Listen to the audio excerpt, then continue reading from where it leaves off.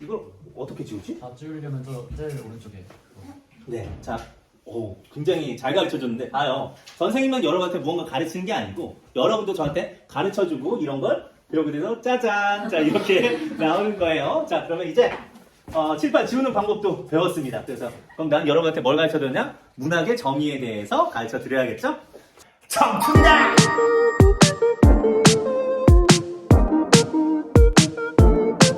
자, 그러면 아까도 얘기했죠. 문학은 땡땡이다 라고 하면은 우리가 범주부터 잡아줘야 된다는 말씀 드렸어요. 그쵸? 문학은 뭐죠? 라고 할 때 이 뭐죠부터를 잡아줘야 되는 게 우리가 첫 번째 해야 되는 거다. 자, 문학은 사실은 아름다움을 표현하는 건데요. 우리가 아름다움을 표현하는 걸 보통 두 글자로 예술이라고 얘기를 해요. 근데 자, 아까도 얘기했잖아. 범주를 잡아주고 문학은 예술이다. 이거 맞아? 맞아요?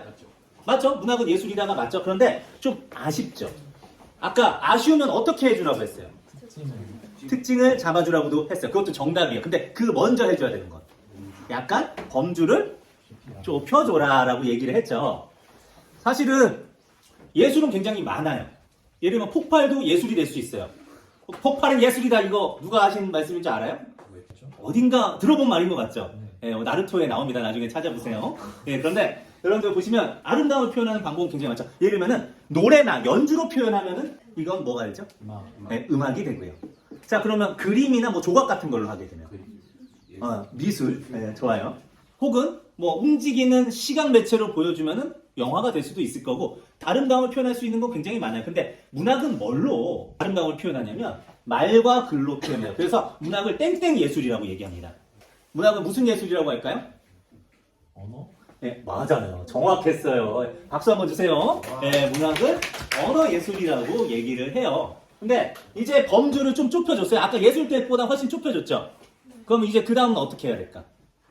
아까 정답은 맞아요. 특징을 잡아줘야 됩니다. 자, 특징을 한번 잡아주도록 할 텐데, 자, 특징을 내용과 형식에 따라서 한번 잡아줄게요. 하나는 가치 있는 내용을 담아야 돼요. 그러니까 똥 같은 내용을 담아내면은 문학이 될 수가 없어요. 가치가 아예 없으면 문학이 될 수가 없어. 근데 이거를 어떻게 형식을 해야 되냐면 형상화 해야 됩니다. 근데 예를 들면은 엄마가 나한테 야, 공부 열심히 해.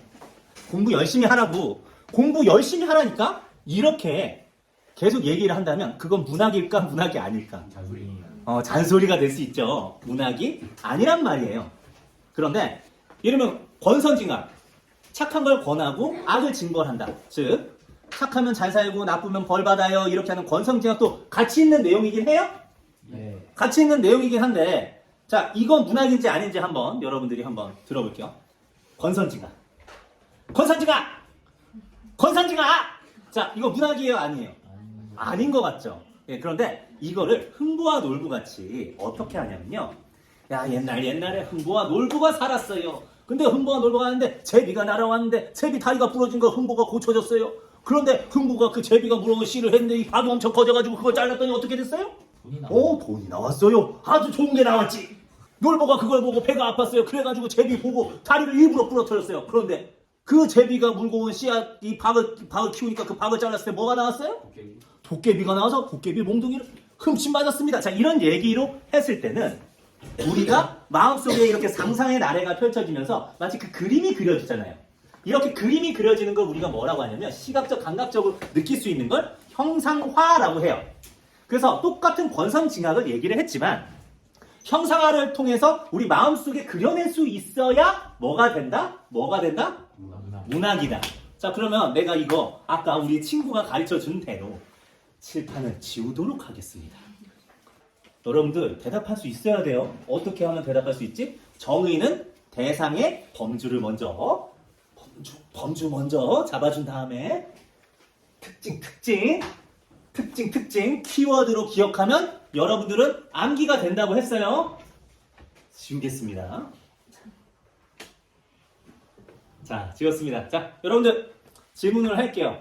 혹시 문학은 뭐다라고 얘기할 수 있는 사람 여기 있나요? 가치 있는 내용을 형상화한 언어 예술. 박수 한번 주세요. 지금 머릿속에 기억이 된 거예요. 근데 암기가 됐는데 그 암기도 뭘 바탕으로 한다? 이해를 바탕으로 하는 거예요. 이미 얘가 중요하다라는 거를 머릿속에 한번 이해를 했어. 이 긴 문장 중에 어떤 단어가 핵심어일까 본인이 한번 생각을 했다고. 이 생각의 과정을 거친 것과 그냥 무지성으로 죄다 다 통짜로 외우려고 하는 것과 어느 게 더 암기가 잘 될까? 당연히 이해를 하면서 핵심어를 파악하면서 구조를 파악하면서 외우는 게 훨씬 암기가 잘 됩니다. 근데 내가 지금 여러분들한테 가르쳐 드린 이 방법이요. 어디서 여러분들이 큰 힘을 발휘하게 되냐면 바로 대학 수학 능력 시험 국어 영역에서 제일 큰 힘을 발휘하게 됩니다. 예전엔 비문학이라고 했고 지금은 독서 지문이라고 하는데 이 독서 지문이 정치, 경제, 사회, 역사, 철학, 과학, 기술, 심지어 영화, 예술 이런 다양한 분야에 대한 전문 지식을 여러분들이 듣도 보도 못한 새로운 정보가 가득한 엄청난 많은 지문이 갑자기 여러분한테 탁 주어지는데 거기에 있는 정보를 10분 안에 다 파악해가지고 문제까지 다 풀어내야 돼. 그러니까 아주 짧은 시간에 많은 정보를 기억을 하고 내 걸로 이해를 해야 되는 그런 과정을 거치는데 거기에 있는 과정에서 가장 많이 나오는 게 내가 너한테 이 문제, 이 정보를 가르쳤는데 네 이 정보를 기억하고 있니? 못 기억하고 있니? 예를 들면 이런 거예요. CPU는 컴퓨터의 정보를 연산 처리하는 두뇌와 같은 장치이다라고 했는데 갑자기 CPU에다가 이 설명을 배제를 하고 선택지에다가 CPU는 장기 기억하는 장치이다. 갑자기 HDD의 개념을 연결지어가지고 선택지로 나와. 즉 내용 파악 문제가 가장 기본 문제인데 내용 파악이 돼야 응용 문제도 풀 수 있는데 여러분들이 이게 훈련이 안 되어 있으니까 어떻게 된다? 계속 수능에서 무너지는 겁니다. 그리고 수능의 첫 번째 교시가 국어 영역이잖아요. 그래서 1교시 망치면 뒤에 흐름이 다 망쳐져가지고 여러분들은 어떤 길에 걷게 된다? 재수. 그렇죠. 재수의 길로 걸을 수밖에 없을 수도 있다고요. 그런데 지금부터 훈련을 잘 해놓고 여러분들이 이런 정의의 방식만 잘 알아놔도 이거는 수능도 잘 볼 수 있을 뿐만 아니라 평생 여러분들이 논문을 볼 때도 전공 서적을 볼 때도 평생 써먹을 수 있다는 거 이걸 여러분들한테 말씀을 드렸어요. 사실 지금 7교시여가지고 매우 지친 친구들도 많고 그래서 오늘은 여기까지 수업을 하려고 해요. 왜냐면 오늘의 학습 목표가 기억나요? 두 가지였는데 하나는 정의를 이해한다고 두 번째는 문학의 정의를 파악한다는데 우리가 이미 그걸 다 달성을 했잖아요. 그러니까 오늘 수업은 여기까지 하도록 하고요. 여러분들 아까 우리 친구들이 좀 편하게 이야기 나누는 거 어떠냐고 이렇게 얘기를 했으니까 그런 시간을 가져보도록 할게요. 오늘 수업은 여기까지 하도록 하겠습니다. 내일은 더 유익하고 좋은 이야기를 가지고 여러분께 찾아올 테니까 내일 수업도 기대해 주시길 바라겠습니다. 지금까지 여러분을 환영하고 여러분에게 환영받고 싶은 국어와 환영쌤이었습니다. 감사합니다. 청춘다!